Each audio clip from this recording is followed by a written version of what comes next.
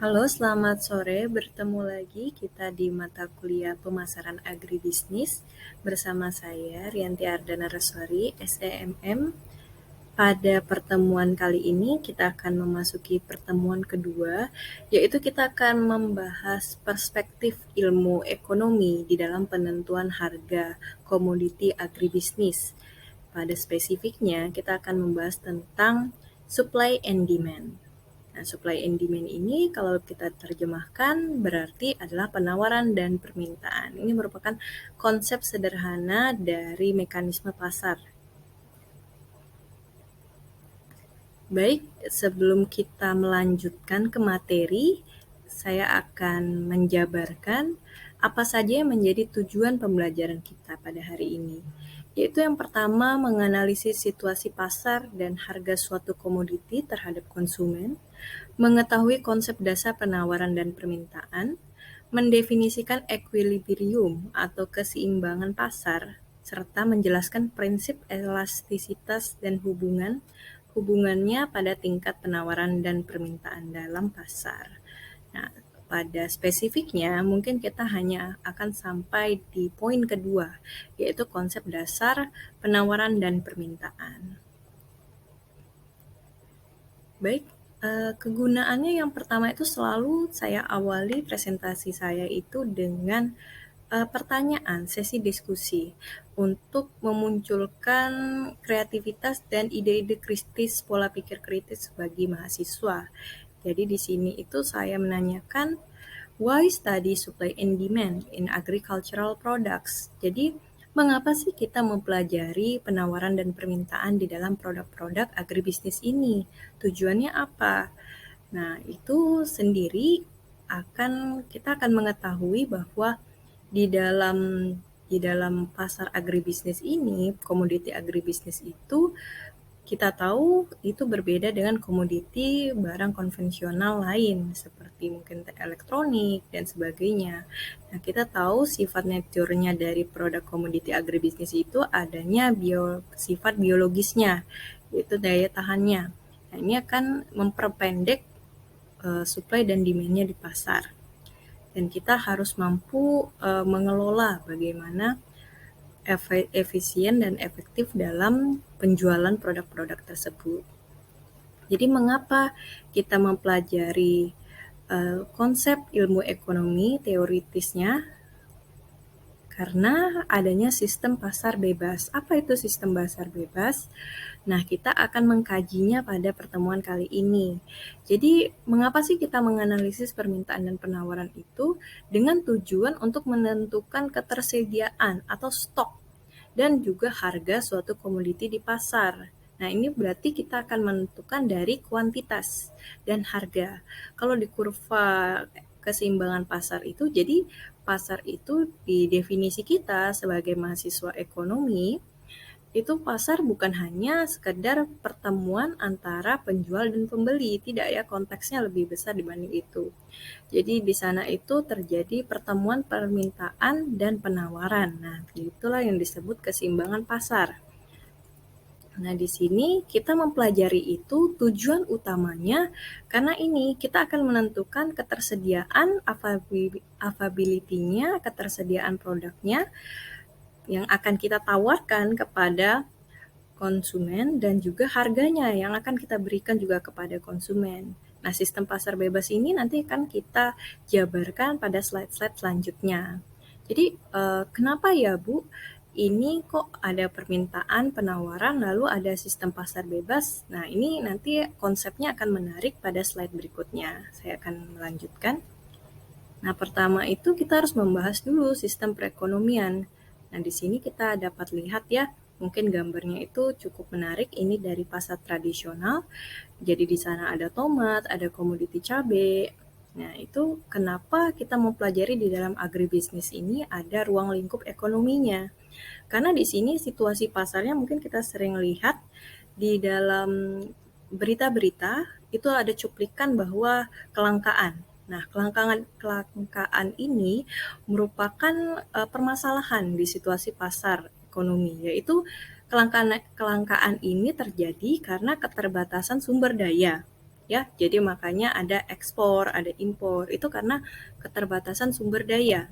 Jadi mungkin tidak setiap negara itu mampu melakukan swasembada pangan. Jadi di situ ada ketergantungan dengan negara lain. Nah, juga tapi ditambah lagi setelah itu ada kelangkaan ini keterbatasan sumber daya, ditambah lagi ketidakterbatasannya kebutuhan. Jadi kebutuhan itu banyak sekali. Jadi bayangkan dari komoditi tomat ini kita bisa olah jadi berbagai macam makanan. Dan makanan ini tidak hanya dikonsumsi secara individu, tapi secara korporat juga kan dinikmati. Nah, itu kan merupakan kebutuhan-kebutuhan ini semakin berkembang. Belum lagi untuk produk-produk lini kecantikan, itu kan mungkin komponen-komponennya itu akan berguna. Nah, ini kan berarti ketidakterbatasan kebutuhan ini tercipta dari hanya satu komoditi. Nah, ini bagaimana penyelesaiannya? Penyelesaiannya itu kita dapat mempelajarinya dengan mengetahui bagaimana sistem perekonomian itu bekerja. Jadi ilmu ekonomi itu mengajarkan apa aja sih? Jadi di sini kita akan membahas tentang sumber daya, lahan, tenaga kerja, dan modal yang dihimpun untuk memenuhi kebutuhan manusia dan juga mendikte kemampuan produksi dari produsen. Diingat bahwa produsen di dalam agribisnis ini adalah petani ya. Oke, saya lanjutkan. Di sini ada figur ya, ada figur itu dilihat kondisi perekonomian. Jadi ada unlimited needs and wants. Itu tidak terbatasannya kebutuhan dan keinginan. Lalu ada limited resource, berarti terbatas sumber dayanya. Nah, ini yang menyebabkan adanya kelangkaan, scarcity. Itu kelangkaan ya. Lalu di sini dari kelangkaan ini kita harus mampu menjawab 3 pertanyaan utama di dalam ilmu ekonomis. Apa yang akan kita produksi, bagaimana kita memproduksi, dan untuk siapa kita memproduksi. Nah, bisa ada centrally planned, itu berarti ditanam secara sentral, lalu ada mix, lalu juga bisa free enterprise, ini berarti sistem pasar bebas pelaku-pelaku industrinya yang dapat memenuhi kebutuhan pasar tersebut.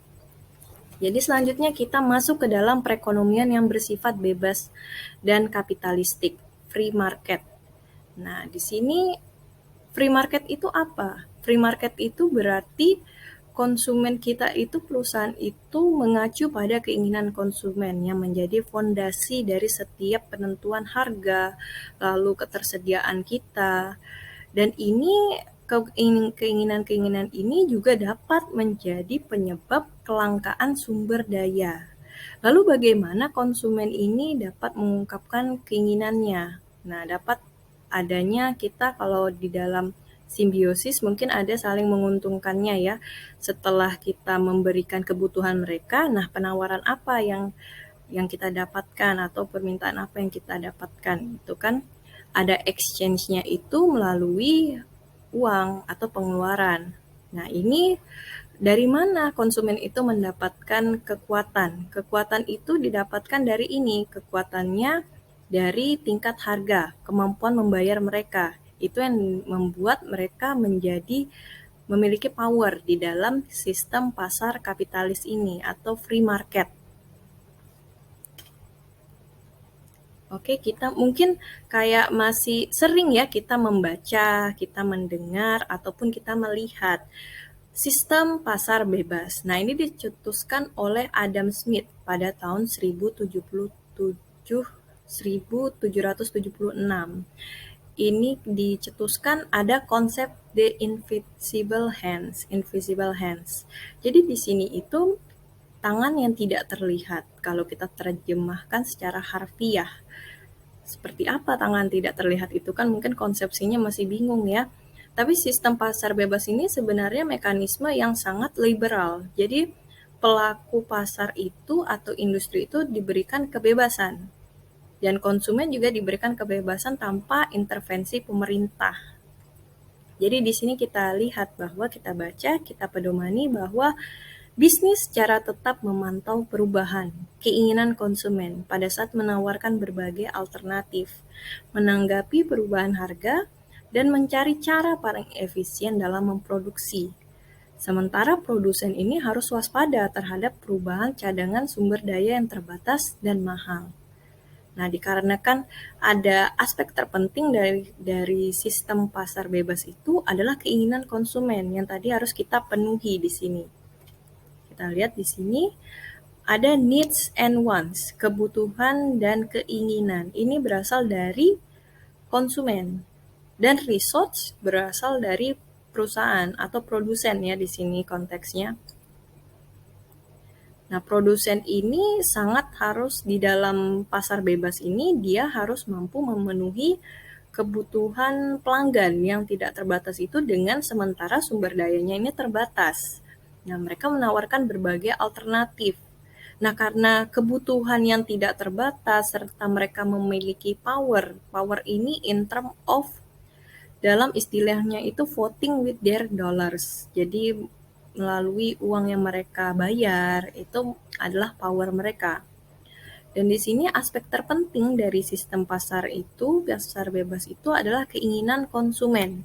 Jadi dalam sistem pasar bebas ini kalau kalian ditanya atau kalian mungkin membaca, itu di dalam sistem pasar itu konsepnya adalah konsumen berkuasa. Jadi kita itu fondasi dari setiap keputusan bisnis kita itu berasal dari konsumen. Ini memang teori yang sudah sangat lampau ya.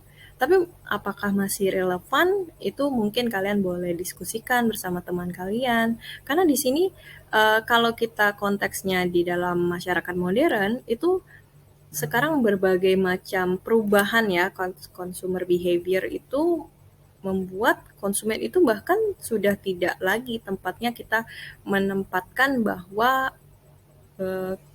pelanggan itu adalah raja. Nah, itu kan kadang konsepnya itu masih konsep jadul ya, pelanggan itu adalah raja. Nah, di sini mungkin ada pengembangan-pengembangannya bahwa salah satunya itu untuk mendapatkan nilai dari pelanggan itu kita ambil contoh adanya experience marketing. Nah, di sini bukan konsumen yang dilayani, tapi konsumen itu yang melakukan pelayanan ya. Seperti kita lihat di rumah makan, mungkin contoh sederhananya ini kita peralihan ya, kita sedikit membuka wawasan kita bahwa sekarang itu pergeseran zaman. Jadi apakah ini masih relevan? Itu merupakan sesuatu yang menarik untuk dibahas ya. Karena di sini kalau misalkan kita tempatkan konsumen itu adalah raja, apakah raja itu mengambil makanannya sendiri atau memasak makanannya sendiri, itu kan merupakan hal baru ya dari pengembangan dari teori ini. Lalu juga mereka itu udah orientasinya bukan lagi ke mereka itu orientasinya ke pengalaman, mendapatkan pengalaman yang baru, bukan hanya kuantitas. Jadi tidak hanya produknya saja, tapi mereka membutuhkan sesuatu yang lebih pelanggan zaman sekarang. Bahkan mereka juga ingin memetik sendiri, seperti itu kan buah-buahnya. Apakah seorang raja mau memetik sendiri buahnya, ataupun kebutuhan-kebutuhannya mencari sendiri. Tapi itu sekarang itu trennya adalah sistem pemasaran yang terpersonalisasi. Jadi sesuai dengan keinginan para pelanggan. Nah, itu merupakan topik yang menarik saat ini. Jadi lebih terpersonalisasi dan ini yang menjadikan menimbulkan pertanyaan apakah masih relevan bahwa pelanggan itu atau konsumen itu adalah raja. Nah, boleh kalian diskusikan, kalian cari tahu ya. Kita akan fokus ke sistem pasar bebas dulu. Semoga pada pertemuan selanjutnya kita dapat fokus untuk mempelajari equilibrium pasar dan elastisitas ya. Nah, elastisitas. Oke. Sistem pasar bebas. Nah, ini ada bahasanya kalau di dalam buku manajemen agribisnis. Jadi di sini Adam Smith itu mencetuskan bahwa kepentingan konsumen akan dilayani sebaik-baiknya jika bisnis itu bebas bertindak menurut kepentingan mereka, tanpa pembatasan yang dicampuri oleh pemerintah. Sehingga terlihat bahwa situasi persaingan sempurna. Nah, ini karakteristik dari sistem pasar bebas itu. Jadi adanya persaingan sempurna. Nah, nanti Ibu akan masukkan karakteristik dari pasar persaingan sempurna ini. Jadi banyak ya jenis pasar itu, ada oligopoli, ada monopoli, monopolistik. Nah, salah satunya ada pasar bebas, free market. Lalu produksi pertanian ini merupakan contoh terbaik dari persaingan sempurna. Kalau masih bingung mencernanya, bagaimana sih konsep persaingan sempurna itu atau sistem pasar bebas? Nah, ini kita contohkan lagi dalam konteksnya agribisnis. Jadi di sini dapat kalian lihat, jika konsumen menginginkan lebih banyak cabai daripada yang tersedia di pasar, maka para pemilik restoran dan para perantara bahan pangan atau penjual ini akan menaikkan harga penawaran. Kenapa? Karena yang tersedia itu kan lebih sedikit. Yang tersedia nih cabenya lebih sedikit. Tapi konsumen ini ingin lebih banyak. Nah, kan berarti kan adanya keterbatasan atau kelangkaan di sini. Makanya pemilik restoran ataupun para perantara produsen itu mempunyai juga power juga untuk melakukan kenaikan harga. Nah, karena harga ini mencerminkan kelangkaan, jadi di situ semakin mahal, berarti kan berarti ada unsur kelangkaan di situ. Nah, maka hanya ada segelintir konsumen mungkin yang sanggup membayar cabai tersebut. Nah, ini merupakan analogi sederhana untuk sistem pasar bebas. Semoga dari sini kalian juga nanti di pertemuan selanjutnya sudah dapat memberikan konsep sederhana dari sistem pasar bebas ya. Di dalam tugas rangkuman kalian juga boleh kalian cantumkan contoh lain selain cabai ini.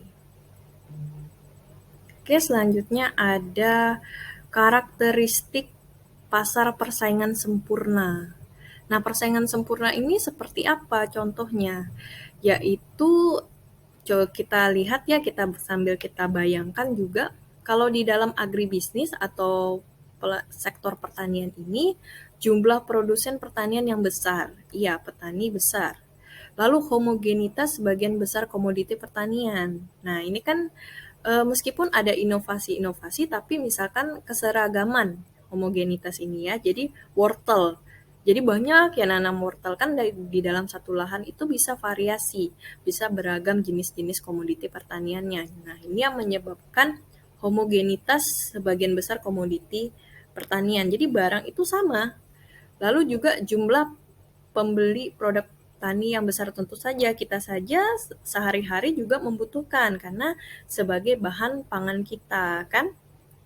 Jadi seperti itu. Jadi di sini kita dapat lihat inilah yang mencerminkan pasar persaingan sempurna.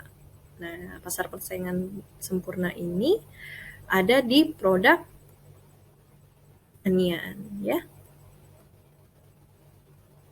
Jadi di sini itu memang kalau kita pantau berita-berita, kita sering baca, itu kan industri pertanian ini biasanya sudah ditetapkan harga standarnya. Jadi tidak lagi mengambil omset yang terlalu tinggi.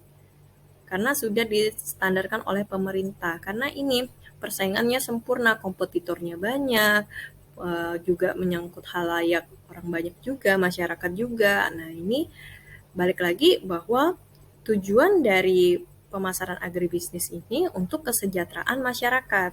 Jadi seperti itu ya.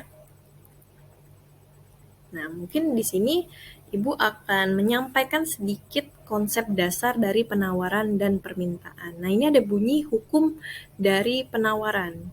Jika suatu barang itu harganya meningkat, ceteris paribus. Ada konsep ceteris paribus. Nah, itu mungkin dapat kita ulang nanti. Jumlah barang yang ditawarkan juga meningkat. Nah, di sini lihat kurvanya. Kurvanya di sini S. Di sini price, ada harga, dan di sini ada quantity. Ini merupakan kurva yang sangat sederhana karena di sini ada ceteris paribus. Ceteris paribus itu berarti semua dianggap konstan. Variabel-variabel yang lain, faktor-faktor lain dianggap tidak mempengaruhi harga dan kuantitas ini.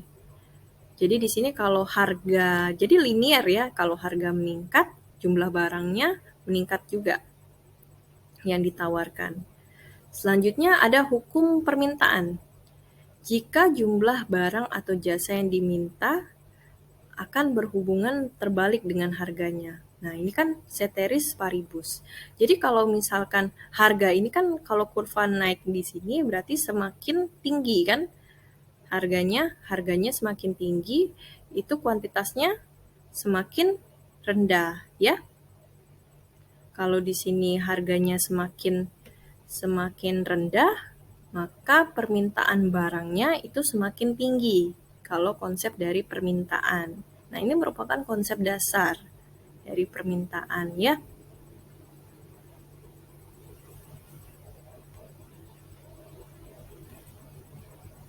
Selanjutnya mungkin Ibu akan membahas tentang ceteris paribus. Nah, ini sebenarnya istilah umum dalam ilmu ekonomi. Apa itu ceteris paribus? Jadi ceteris paribus is a Latin phrase meaning other things equal. Jadi asumsi bahwa penyebab perubahan kurva permintaan itu adanya misalkan harga barang lain tetap, pendapatan konsumen tertentu, selera konsumen tetap, harga konsumen tetap. Untuk permintaan pasar jumlah konsumen tetap. Nah, ini berarti ada kata kuncinya tetap, konstan, itu merupakan arti dari ceteris paribus. Nah, adapun faktor-faktor dari ceteris paribus ini adalah pendapatan harus tetap, selera masyarakat tidak berubah, harga dari barang lain tidak berubah juga, tetap. Barang pengganti atau substitusi tidak ada. Lalu juga pengharapan akan spekulasi terhadap barang tersebut juga tidak berubah. Jadi semua dianggap konstan, sama dengan keadaan saat ini. Barulah tercipta kurva yang seperti ini. Nah, di tengah-tengah ini titik apa? Namanya titik equilibrium atau titik keseimbangan pasar. Nanti akan kita bahas di pertemuan selanjutnya. Semoga bermanfaat. Ini materi yang Ibu sampaikan pada hari ini. Jadi sampai di sini pertemuannya di bab kedua tentang agricultural price, supply and demand. Terima kasih atas atensinya. Semoga bermanfaat. Wassalamualaikum warahmatullahi wabarakatuh.